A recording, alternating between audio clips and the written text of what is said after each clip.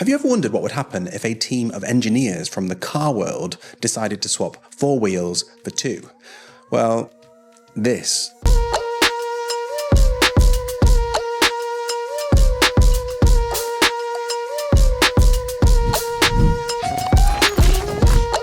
Today, folks, I'm reviewing the Bow Model M electric scooter. I'm going to be showing you what it's like to live with, how it works, how it feels to ride, and how safe it really is. But before we get into all that, I do need a quick rant because I live in the UK, and here, in the land of kings, castles, and daily train cancellations, it is, I kid you not, still illegal to ride a privately owned e-scooter on public roads. But you can ride the council-approved rental scooters, you know, the ones that look like broken shopping trolleys and handle like you're steering with a banana. But this, a beautifully engineered, ultra-safe, whisper-quiet piece of futuristic transport, it's illegal. Meanwhile, across the US, Paris, Barcelona, people are using these every day, and because of that, you guys get quiet cities and cleaner air, plus a whole heap of fun on your commute.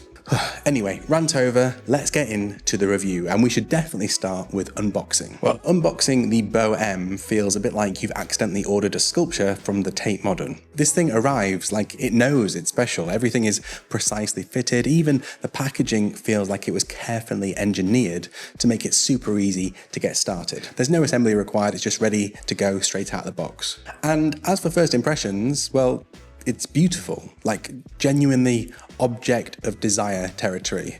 One continuous aluminium chassis, no visible joins, just one beautiful curve. Plus, it's really solid. It's not heavy for what it is, certainly compared to my e-bike. It's around 22 kilograms, but you can tell instantly that this is not a toy. This is an actual grown-up vehicle that's designed to mean business. And you're probably wondering, what kind of team would design something that looks as different as this? Well, Bow are based here in the UK, and the team behind this scooter were also behind the technical precision at the likes of Jaguar Land Rover and Williams. And knowing that explains a lot about how this handles, which we are definitely getting to. And that means this isn't a cash grab rebrand of some cheap AliExpress scooter. This is a ground up design built by people who really care about things like ride dynamics, structural stability, and most importantly, user experience. They really wanted it to be the best vehicle possible for short trips, especially in city and urban environments. Bow's entire mission was to design the most advanced and safest scooter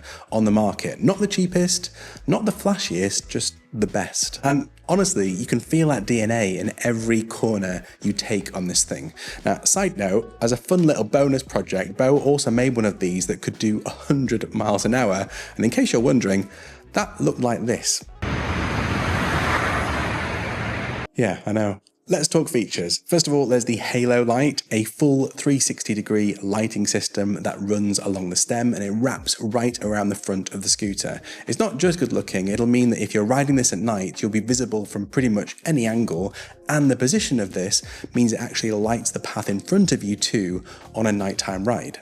The Bow M connects via an app, which means that you can have an integrated smart display right on the handlebars, and to do that you're going to need one of these Intralock cases from Mouse, who are another UK tech brand that you'll have probably heard of. Plus, they do include an adapter in the packaging that will work on any phone case. The app will show you your live speed, battery, and riding mode, and also initiate the anti-theft locking system, which disables the scooter until it's locked again. You can also use it like a sat-nav, which is handy if you fancy trying out a different route to work that day. In terms of safety, they also include these lock and load hooks, which do exactly what they say on the tin. They can be used to load up a bag and also to lock this thing up when you're out and about. Now, that Williams engineering DNA comes through again with rear wheel drive, with Bow's own purpose-built powertrain system. Again, this isn't just bolt-on tech, it's been designed from scratch for this particular scooter. The key thing with this motor is that it has over 1200 watts of power, which is a lot. Now, as a comparison, most e-bikes have somewhere between 240 and 500 watts.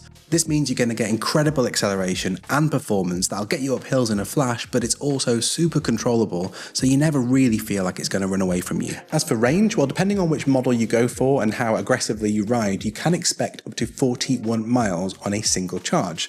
Now, for most people, that's more than enough for a week of everyday commuting, but when you do need to recharge, it ships with a fast charger, and that'll get you from 0 to 100% in about 4 hours. Now, in real terms, if you live in White Plains and you work in Brooklyn, you could do your entire commute on this scooter if you charge it at either side. Now, it would take you about 11 hours to walk that journey, so I think that's pretty impressive. As for brakes, there is a powerful mechanical front brake and then also regenerative brakes at the back, just like on a modern electric car. Both of these are really keen, and if you squeeze them together, they are very reassuring if you do need to come to a stop very quickly. So you're probably wondering at this stage, what is it like to ride? And honestly, I've been trying to find the right word for this, but I'm going to go with glorious. The ride is so incredibly smooth, and this really took me by surprise because I spent quite a while riding those cheap rental scooters and they made my teeth rattle every time I rode over the tiniest of bumps. The deck on the BOM is both wide and also pretty long, so you get this very easy sense of feeling like you're on a surfboard rather than a more traditional scooter. You can lean back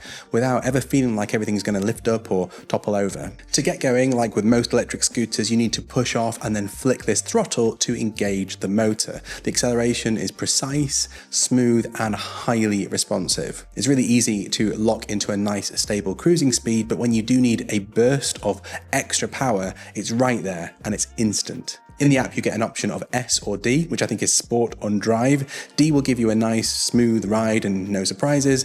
Slip it into Sport mode though, and yeah, you will be off like a rocket. And when you hit top speed on this Model 2, it's around 22 miles an hour. Yeah, it feels addictively fun actually, but also planted and really confident. There's no wobble or jitteriness, even at high speeds. And part of that is due to the safe steer system. This is a bit like having power steering. So the design team put a balanced pair of opposing springs here in the stem so that if you hit a rough part of the road or a pothole, the system reacts dynamically to stabilize the steering column. That also means that when you're walking along pushing the scooter, everything just wants to snap together so that it's all pointing straight. And when you're riding, it just feels a bit like the scooter is trying to help you out. It's a really simple but a very clever way of making you feel safe. Now, I have even seen a video of someone testing this to the extreme and riding along without any hands on the steering column. Now, I wasn't quite brave enough to try that, but it does give you an idea of how stable this is. It handles hills like a champ too. I live in an area with a few sneaky gradients in, and it just powers up those like it's not even bothered. And the thing I was very interested to learn was that the BOM doesn't have suspension built in, which is interesting as the city I live in has plenty of paths and areas that are literally from medieval times. But aside from the biggest of cobblestones, I really didn't notice the lack of suspension here in the frame. Now, I'm willing to bet that these huge chunky tyres and the wide deck on the scooter were absorbing quite a lot of the rumbles from the road, and when you open it up on a well-laid road or path, it genuinely feels like you're on a magic carpet, and I promise it'll put a huge smile on your face. And this is my personal opinion, you actually look really cool doing it, which, let's be honest, for a 43-year-old man with questionable fashion sense is almost a miraculous thing to achieve. Hats off to the design team here. And next up, you've probably been wondering how on earth I managed to get all this footage of me out on the BOM scooter. And I don't have a film crew with me. I make all these videos on my own. And although I used a few different camera setups to capture all this B-roll, the one that had really helped me was this little guy, the Hover Air Pro Max. It's the world's first flying 8K camera, and it folds up like this to fit in your pocket. You can control it with your phone or even just a little screen here on the device. It comes with 10 autonomous flight modes, including hover, follow, bird's eye, orbit, zoom, and dolly track. Just select what kind of shot you want, press the button, let it fly off, and it'll do its thing with no special piloting skills required.